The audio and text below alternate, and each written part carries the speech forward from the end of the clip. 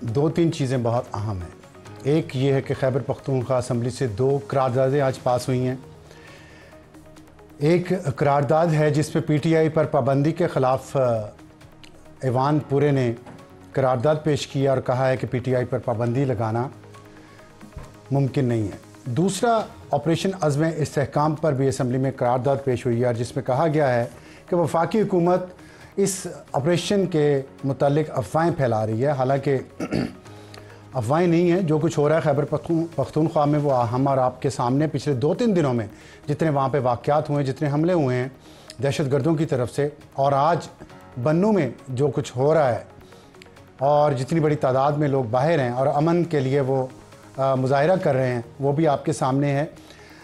اس کے بعد جو خان صاحب کی رہائی ہے اور پارٹی کے بارے میں کہا گیا ہے کہ اقوام متحدہ کی جنرل اسمبلی کی انسانی حقوق کمیٹی نے بھی ایک رپورٹ پیش کی ہے جس میں کہا گیا کہ بانی پی ٹی آئی اور ان کے ساتھیوں کے کیسز ختم کیے جائیں۔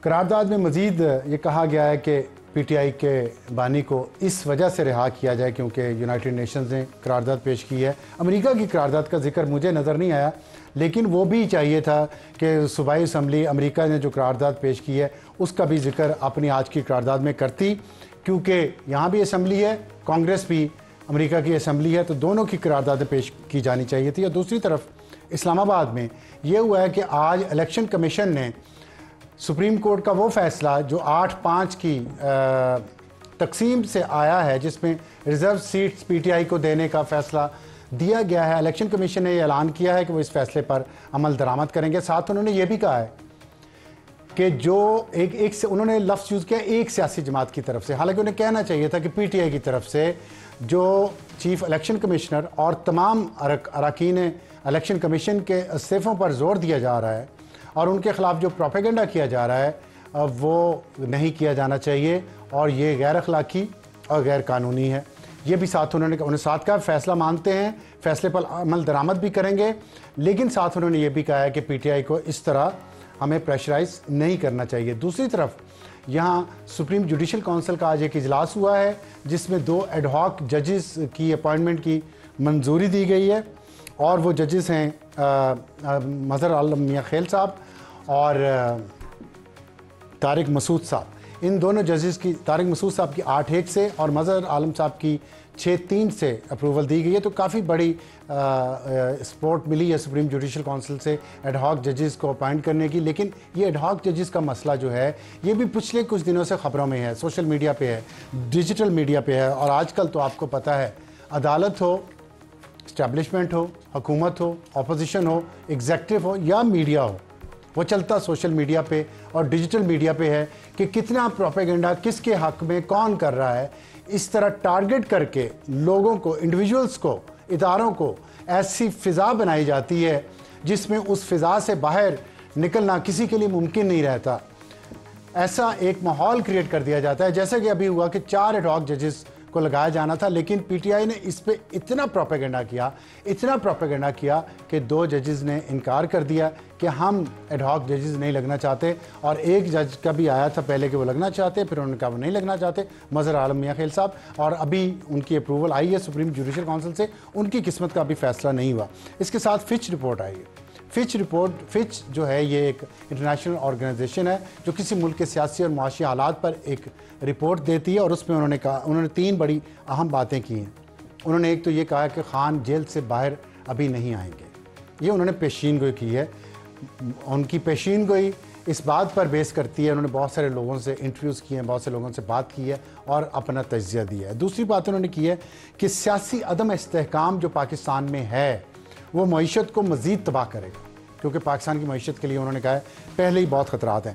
پھر ساتھ ہی انہوں نے یہ بھی کہا کہ مختلف شہروں میں جو مظاہرے ہو رہے ہیں وہ معیشت کے لیے خطرہ ہیں، اور ایک بات انہوں نے یہ کہی ہے کہ یہ مخلوط حکومت شاید 18 ماہ قائم رہ سکے، اور یہ 18 ماہ کا فگر جو ہے انہوں نے کیوں دیا ہے یہ بڑی دلچسپ بات ہے۔ اور ساتھ ہی انہوں نے یہ بھی کہہ دیا ہے کہ اگر یہ حکومت گئی 18 ماہ کے بعد تو نئے انتخابات نہیں ہوں گے، بلکہ ایک ٹیکنوکریٹس کی حکومت آئے گی جو اس ملک کے معاملات کو چلائے گی۔ اس لیے ہم دیکھ رہے ہیں کہ پچھلے 2-3 دن سے کچھ ٹیکنوکریٹس نہ صرف سوشل میڈیا پہ بہت مصروف ہو گئے ہیں بلکہ آج انہوں نے پریس کانفرنس بھی کی.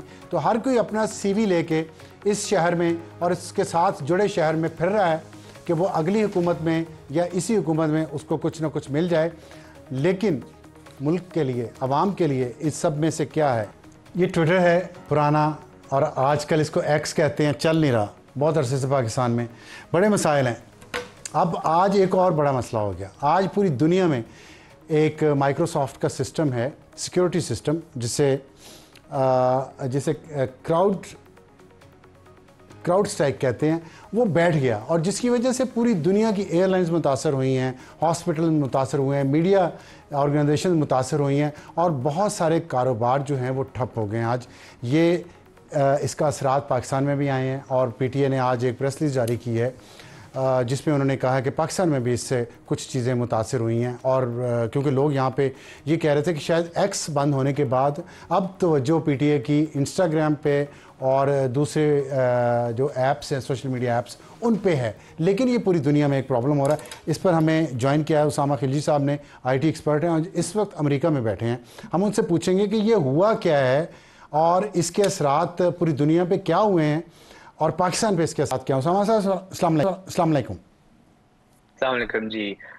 تھینک یو جی. بالکل آپ نے مجھے بلایا. جس طرح آپ نے بتایا کہ مائکروسافٹ کی جو اپ ڈیٹس ہوتی ہیں اس کی سیکیورٹی کے لیے کمپنی ہے، جس طرح آپ نے بتایا کراؤڈ سٹرائک کے نام سے. اور بالکل، اور یہ ایک سائبر سیکیورٹی کمپنی ہے جو مائکروسافٹ کی سیکیورٹی جو پورے سسٹم کی ہوتی ہے اس کی سولوشنز ان کو دیتے ہیں.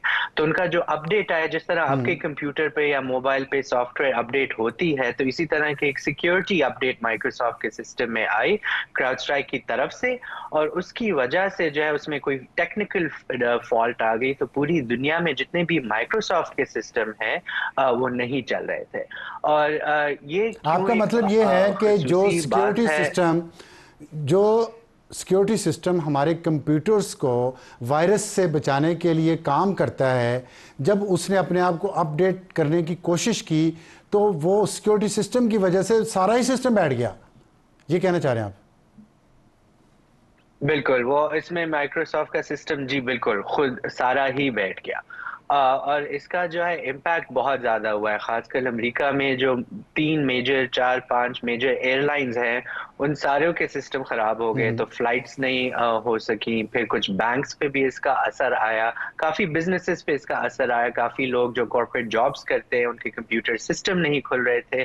لیکن یہ مائکروسافٹ تک ہی محدود ہے. لیکن اس میں ہمیں یہ نظر آتا ہے کہ مائکروسافٹ کیونکہ ایک بہت بڑی کمپنی ہے اور زیادہ تر کمپیوٹرز اس کے سسٹم کو استعمال کرتے ہیں، تو اس وجہ سے پھر ظاہری بات ہے امپیکٹ بھی پوری دنیا میں اس کا بہت زیادہ ہوا ہے. سننے میں یہی دیکھنے میں یہ آتا ہے کہ پاکستان میں اتنا زیادہ اس کا اثر نہیں ہوا.